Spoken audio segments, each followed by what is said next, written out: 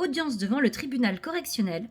Comment le juge peut-il prendre en compte des faits qui ne sont pas visés dans l'acte de saisine?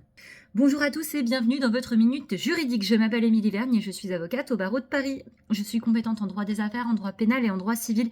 Et aujourd'hui, on va faire un focus sur le droit pénal et plus exactement sur la partie délit puisqu'on parle du tribunal correctionnel. Et du coup, on va se poser la question de est-ce qu'on peut saisir du cadre de saisine initiale sans violer les droits de la défense?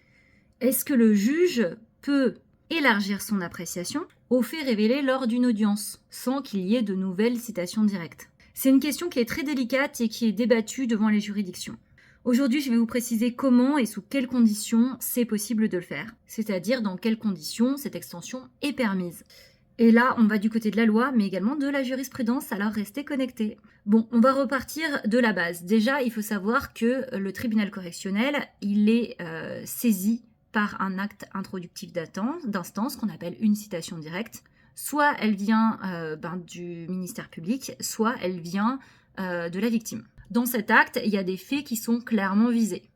Et en principe, le juge, il doit statuer uniquement sur les faits qui sont visés par cet acte introductif. Bon, je vous ai parlé de citation directe, mais ça peut également être une ordonnance de renvoi du juge d'instruction quand il y a eu une instruction. En tout cas, il faut savoir que ce principe, c'est un principe fondamental et ça garantit un procès équitable, le droit à un procès équitable. C'est consacré quand même par l'article 6.1 de la Convention européenne des droits de l'homme et par les articles 1 et 135 du Code de procédure pénale.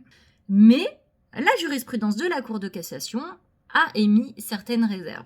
Ce sont des exceptions, donc ça veut dire qu'il y a des applications qui sont strictes, il y a des conditions à remplir. Plus exactement, ça dit que le tribunal peut tenir compte de certains faits qui sont révélés en cours d'audience, sans qu'il y ait besoin d'une nouvelle citation, donc un nouvel acte introductif, donc c'est-à-dire d'une nouvelle audience pour pouvoir faire valoir ces faits. C'est ce qu'on appelle l'extension de l'analyse des faits. Et si ces conditions sont strictes, c'est pas pour rien, c'est parce que, comme je vous l'ai dit juste avant, on va dire que le principe, il a quand même un objectif qui est très clair. Le respect des droits de la défense, le principe d'impartialité, le respect du contradictoire, donc c'est-à-dire être sûr que les parties sont en état d'une défense équitable, en fait, de pouvoir faire valoir tous les éléments de défense de manière préparée, en ayant eu connaissance des points de défense de la partie adverse en amont, comme ça, on est bien au carré, on est prêt quand on va devant le tribunal. Et du coup, ça protège de l'élément de surprise. Mais je vous l'ai dit, il y a une exception, et là, on va rentrer sur la partie exception.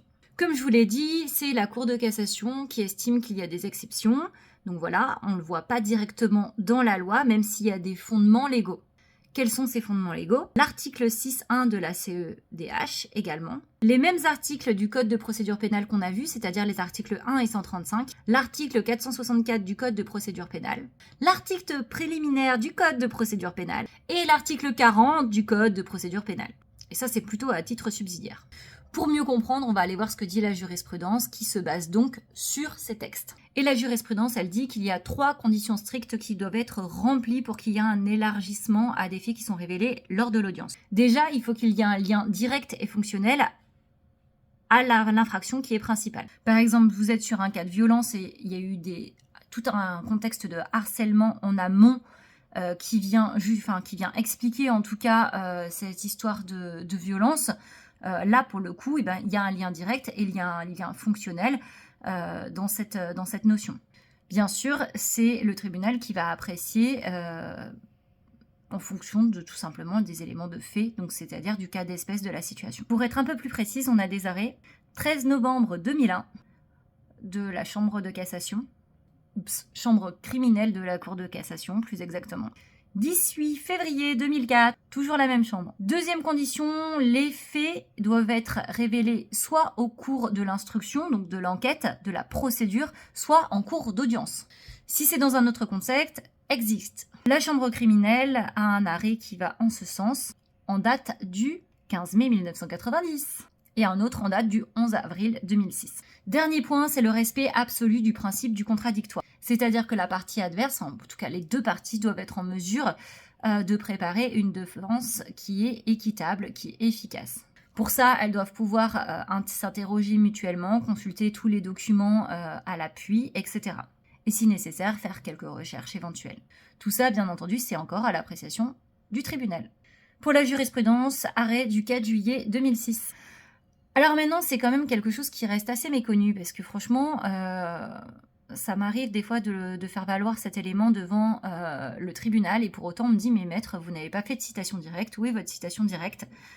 Eh bien, comme je vous le disais, la jurisprudence dit que c'est pas un problème et qu'on peut tenir compte des faits connexes, révélés et débattus sans nouvelle saisine.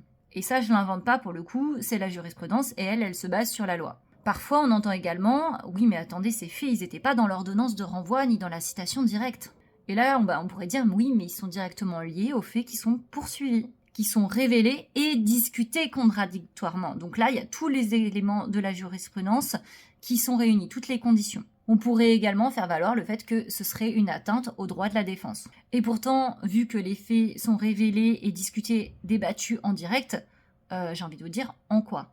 Bon, effectivement, il y a des cas qui sont un peu plus particuliers, qui nécessitent pourquoi pas un renvoi à une date ultérieure, même si ça peut être assez agaçant pour un tribunal. Mais en tout cas, je vois pas où est la difficulté. Et manifestement, la jurisprudence non plus. Et puis, on pourrait nous retorquer, mais pourquoi pas faire une citation complémentaire dans ce cas ? Déjà, pour commencer, parce que ça a un coût. Et pourquoi ce serait à la victime de payer ce coût supplémentaire, pour commencer ? Et puis en plus, en fait, c'est plutôt conforme à une bonne administration de la justice d'avoir une vision globale, complète et immédiate, tant qu'à faire, puisque le tribunal est déjà saisi des faits. Et ça évite en plus des décisions qui seraient contradictoires. Bon, malgré tout ça, je vous l'ai dit, c'est le tribunal qui apprécie in concreto, donc c'est-à-dire en fonction de la situation de fait. Et du coup, il lui est tout à fait possible de refuser d'intégrer ces faits. Dans ce cas, à titre subsidiaire, vous pouvez faire valoir l'article 40 du Code de procédure pénale, afin que le parquet soit avisé et saisi de cette situation sans délai. Comme je vous l'ai dit, c'est une situation qui s'évalue au cas par cas en fonction des éléments de fait. Il y a également des éléments de droit. Ce sont des conditions qui sont bien strictes à respecter. Et en cas de difficulté, eh bien, le mieux, c'est quand même de prendre rendez-vous avec un avocat qui vous donnera son appréciation.